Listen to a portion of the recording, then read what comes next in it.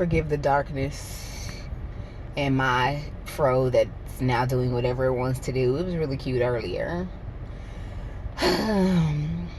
Guys, I'm so tired.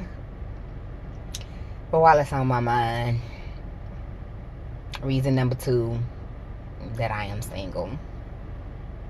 I am single because I come from a functional home.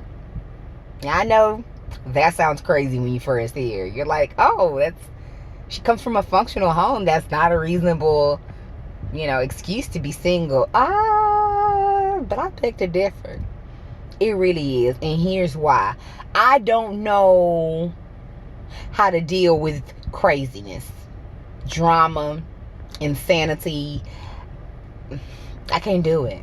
And don't get me wrong, I believe that we all have our dysfunction. Even if you come from like the best home. Like me and my sisters and brothers, we grew up in a 2-parent home. And I guess what we thought was middle class because we didn't know we were poor. My mom and dad were married for 48 years when my dad died. Like, we grew up in a really good home. We really did. That doesn't mean we're not crazy, but we did grow up in a really good home. And so we're accustomed to a certain amount of peace. And what I'm finding is that a lot of men they don't know what to do when they're in a situation that's not tumultuous because that's all that they know. And I'm going to give you the perfect example. I was talking to this guy. He was a really nice guy, funny. He loved the Lord.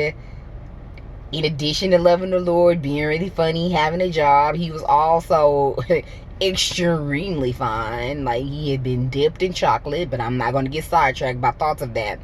Anywho, we got along really well. I mean, like, we could have really been the best of friends. But this dude told me that he felt like I wasn't really interested in him. And I was like, well, I don't know why you think I'm not interested in you, because I assure you, if I wasn't, I would say I'm really just not interested in you. Like, not at all. That's my personality. I have that type of personality, or so I've been told. Anywho, I was like, well, why do you feel like I'm not interested in you?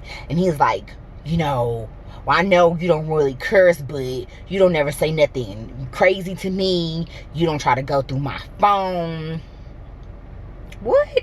He was like, you ain't never tried to throw a brick through my window or anything like that. It's like, I feel like if people don't go through those extremes, then they don't really love you.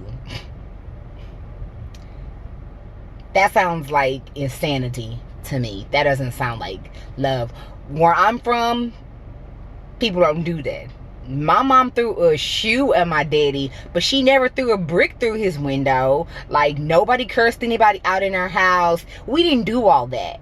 And if that's what you think love is, then I'm definitely not the one for you, because I'm not doing all that. First of all, I'm a writer and I'm very intelligent. So what I need to curse you for? What I need to do that for? I'm so much smarter than that. And I have so many more words in my vocabulary than to be wasting my time cursing. Like, really.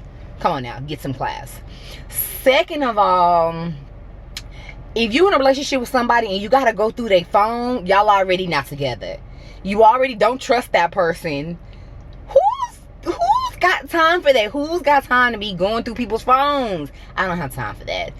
Third of all, as someone who has had a broken windshield and who has had a broken car window, let me tell you, that's expensive.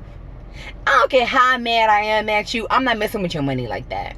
I'm just not messing with your money like that, because I wouldn't want you to mess with my money like that. It's too much. I can't do it. I can't do the dysfunction. I'd rather be single than be forced to throw a brick through your window. That's too much.